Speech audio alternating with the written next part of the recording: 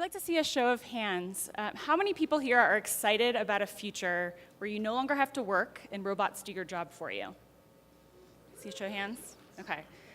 Just about what I expected. So when I talk to my friends, when I talk to the people I work with, it's overwhelmingly that we, as technologists, are excited about the future. We're excited about what we're building, and we're really excited about not having to work as much. But what you might be surprised to find out is that 72% of Americans are terrified of that future. Anybody surprised by that? No. Okay, great. Today we're going to talk about what to do about this disconnect between what we see as the future, this utopian future where we're building things that are going to connect people, going to bring meaning to their lives, going to make our lives better and easier, and kind of what the rest of everybody else thinks, the dystopia. The expectation is that we're going to take their jobs away, they're not going to have money, they're not going to have things to do, they're going to be sad, they're going to be distraught, there's going to be chaos.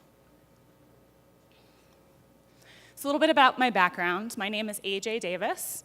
I live in the intersection between behavioral economics, between human-computer interaction and user experience research, and helping companies build things. I'm going to start by talking about our present day. Over time, we see that people are often afraid of technological changes. When the book first came out, all the naysayers said that's a terrible idea, people are going to be distracted, they're not going to be able to focus on farming and getting their work done. Same thing happened when trains came out. People were afraid that our heads would explode because we would be moving too fast and we should just stick with horses. And we see this over and over again. We see that with the telephone, we see that with the radio. When we bring changes that automate and can accelerate what we're doing as humanity, people get really afraid. And we're seeing this today too. A lot of people are talking about the Uber self-driving cars. And the news isn't really that good in the public sphere. People are really worried about the accident that happened, and they're saying that this may just doom self-driving cars altogether. So what is it about us as humans that lead us to being so resistant to that change? I'm going to talk about a few different human factors concepts that filter into this. So one is the sunk cost fallacy. It's the idea that once we have something, we are not going to invest, we feel like we've invested more resources in it than we really have. So that time that we spent learning how to drive, why would we waste that time and then teach a machine how to do it? Another effect that we have in human behavior is the endowment effect. We tend to really love things that we already own, and we really don't want to work as hard to obtain something we don't own. So, for example, in the Uber self-driving cars, I've heard a number of people tell me that they would much rather die by a human hitting them than a machine. And what's the difference? It should be exactly the same in terms of economic benefit or loss. So putting this all together, we've got our sunk cost fallacy, plus the endowment effect, puts us to where we are today, resistance to change. It's this idea that self-driving cars are inevitably going to be more dangerous than human driving, so why even bother? Let's just stick with where we are today, stop moving forward, don't take my job away, I want to drive my car to work, I want that hour-and-a-half commute each way. But little do we know, as we're thinking about the present day, we also have a bias. We forget about where we've been. All of these jobs are either on their way out or are already not jobs anymore for humans. We are automating away hundreds of thousands of jobs as we speak, and that's the future that we're building for our country. So future state, with an asterisk, because future is actually happening today. There's this give and take as we're building robots and automating. We create jobs for people like ourselves who work in technology. So over the next 10 years, about 10% of the workforce is supposed to be increased in focusing on this automation problem. But at the same time, people who don't work in that space are losing their jobs, and it doesn't offset the gains. So we're losing about 25 million jobs by 2027. So I believe, and there are many different perspectives on this, but I believe that in the long run, if you play this out long enough, none of us are going to have jobs. We're going to be done. all of us will have much less value than the robots or the AI or the automation doing the job that we're doing today. They're going to be much more productive. It's going to be a waste of resources, time, and money to pay me to do the job. It's going to be considered a bad business choice to go with humans. And businesses will be judged by that. And I'm not the only one who's worried about this. These are just a select few quotes from the leaders in our industry. We've got Facebook, Amazon, Y Combinator, but you'll hear this from any technological thought leader, that we are going to a future where we're disrupting jobs, we're disrupting the status quo, and people aren't going to be able to adapt as quickly this time around. A couple of stats. The expectation is that for every single robot we introduce, we're going to lose 5.6 workers in the US. It's a lot of displacement as we grow. Alongside with that, we're also pushing down wages. So as we introduce robots who can do our jobs, people are going to be less valuable relative to those robots. They're going to be making fewer errors. They're going to be more effective. They don't have to sleep. They don't have to eat. They can just work all the time. So why pay me the same amount as a robot can do the job? So we'll see wage suppression, and we're already seeing it stagnate. And over the next decade, we're expected to see 3 times predicted growth in robots, automation, machines doing our jobs for us. So how do we transition? Well, it's going to be a really rough one, and I think that the political climate currently in the United States, all around the world, really speaks to the pain points that people are experiencing for this. What we're seeing is a disproportional impact on people who make less money. So 83% probability if you make under $20 an hour that you're going to lose your job in the next 1 to 2 decades. And the same thing corresponds with their level of education. So the folks in this room getting hit up with too many recruiter calls, we're the ones that aren't going to be hit by this first. So the conversation is a lot about globalization, at least politically. We talk about closing our borders. We talk about keeping jobs America first. But really, we are to blame.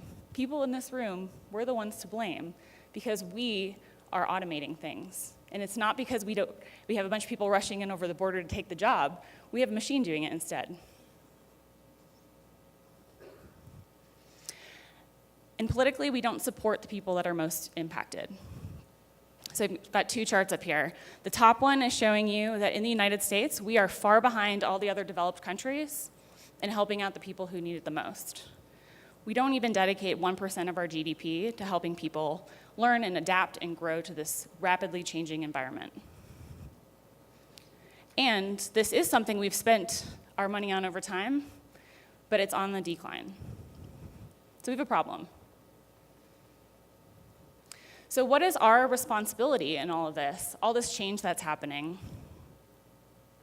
And what can we do, and what can we do to help people adjust to this change?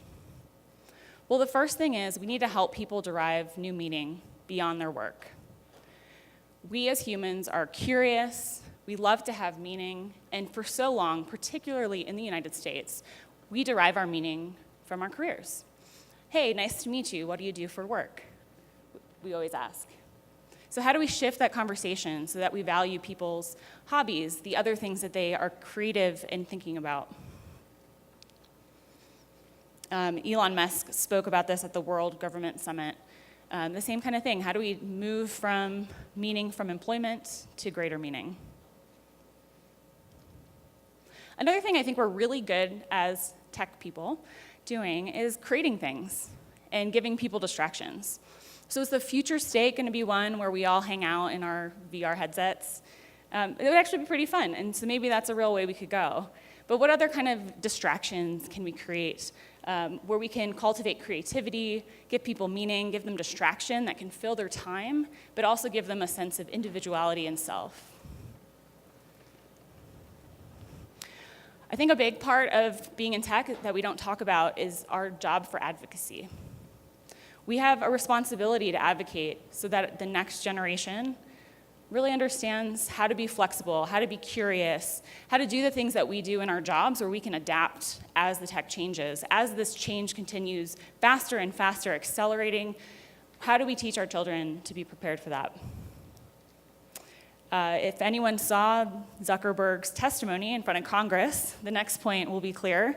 We have a responsibility to educate our politicians. They're clearly struggling with some very fundamental basics of what we all do. And the last one is kind of a tough conversation. I don't think that there's a clear solution yet, but we need to figure out what it means to not have a job. How are people going to pay for their food? How are they going to provide for themselves for healthcare? Is there something around universal basic income that we need to be thinking about and talking about and leading the conversation on?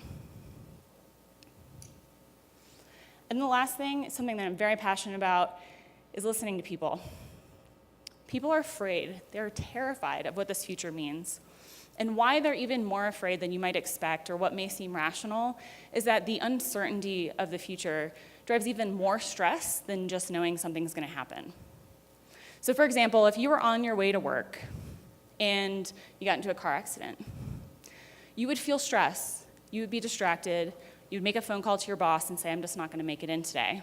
And you would be disrupted and you'd feel some stress. But if you're taking that same road trip, standing to your office, commuting in, and you hit unexpected traffic, it turns out that we as humans derive much more stress out of these unpredictable events that keep eliciting the unknown. So we have a much greater amount of stress when it's recurring and we're not clear about what to do or what the impact's going to be, versus a change that is really, in the moment, I understand and I can adapt. So we need to make people feel comfortable. We need to communicate what we're doing. We need to talk about what the future state's going to be like and understand and listen to their fears. So a couple things I want you to keep in mind. Remember to show empathy for people particularly outside of the tech industry who may be extra afraid or not as clear on what's going to be happening. I want you to also listen to them, listen to each other, speak up too if there's something that's happening that maybe isn't going to jive with that future state. Build with intent. Think about this bigger picture of what we're all building together. It's really easy to be narrow and to be really focused on our day jobs, but how does your piece of the puzzle add up to this greater shift in our community, in our culture, and what is your part in building that? Advocate for education, both from our politicians and our citizens, ourselves. Acknowledge that we're a little bit afraid of what's going to come.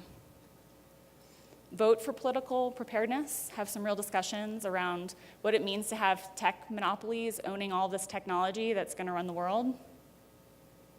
And know that at the end we might actually be the bad guys in this. So what's our responsibility, intentional or not, if that is the case? And that's my talk. Thank you. Any questions?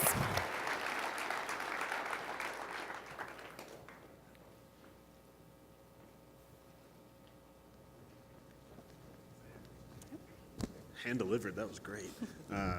So I tend to come across a lot of either friends, family, random acquaintances who aren't necessarily aware and or convinced that this is actually coming. Mm-hmm. And so it seems important to educate that, yes, it is coming, but do you have tips for how to do that gently and not just let me put the fear of God into you and then tell you why it's going to be okay? Yeah, it's really scary. I mean, change is terrifying. I would say don't start with the end picture, because every film that you see around this is scary, and it's that future state of all the robots have taken over the world, and this is the end of humankind. And like that may be a possibility in the realm of all the options out there, but it's really about these smaller incremental changes. I am not afraid of the day when 100% of people don't have jobs, because we'll have figured it out by then. I'm afraid when 10% of the population is unemployed, and they don't have the skill set to adapt. So I would talk about that more local. So I hear a lot of these talks when they come out of the tech industry, and they seem to be, I'm going to be honest, a little condescending towards the people that have fears. And, oh, you don't want to go into that world? Oh, I'll listen to you. But a lot of these fears I feel are founded. I personally believe in them as well. So how would you recommend that we get out of that mindset of, our vision may not be a utopia? Yeah, I think that's a great point, and one that I should have also drawn the line between the beginning is that the utopia isn't going to necessarily happen and the dystopia is not going to necessarily happen. I think a lot of it is just reaching over the fence or over the aisle or whatever analogy you want to use, because so often we live in our tech bubble, and it's so easy to see the other side as different or not as knowledgeable, but really the things that we're doing are impacting the things they're doing in their life experiences right now. As a father who has a daughter about to go into college, what would you suggest would be the best route for her to take then? So I'm going to give you my honest answer, which may not be the answer this room will receive well. But I will say that the best choice I've personally made in my career is to do a liberal arts education. And the reason for that is that if you choose a very specific, narrow study early on, you may not be you won't have the same ability to adapt as changes come. So maybe liberal arts is maybe too prescribed, but I would say keep the doors open. Learn things, study things that will keep opening doors and helping you kind of reroute your career as things change. Hi. Hello? Is that working? Okay. So I didn't want to pretend like this was a question. I just wanted to quickly advocate for people running for local office in this room, so that the people who actually do make the decisions, and in my opinion, are the bad people, because they're not preparing the labor force that's actually getting laid off for new jobs. We can be part of the solution and become the good guys by actually creating policy around these, what we believe are going to be the realities of the future. So I just wanted to advocate for that real quickly. Plus 100% to that. Be involved, whatever that means. If you can run for office, do it. If you can get out there and canvass and vote and talk to people, do it.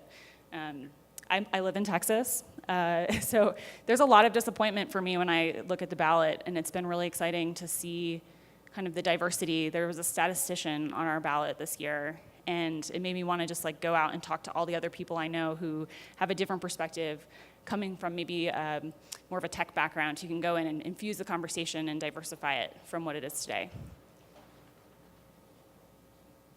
think there's one more.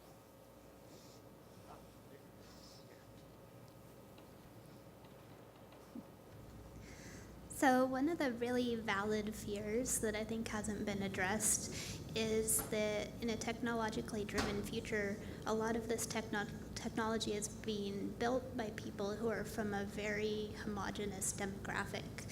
And that creates some real ethical issues and some really valid fears. I was wondering if you could address that. Yeah, I think that's a really big topic. We are creating the technology that is creating itself, and so it's introducing so many biases. I think one of my best examples for that is if you look at Google search, the image search, and you type 4 teenage boys, and you add in white, you get a group of smiling faces. And if you do that same search and add black, you get a picture of criminals. And I think I think it's extremely important. I don't know that I have the solution for it, but I think it's something we need to be talking about, is how our own biases, both as the creators and the consumers of tech, are going to inform what the future state looks like. All right, thank you very much. Thank you, AJ.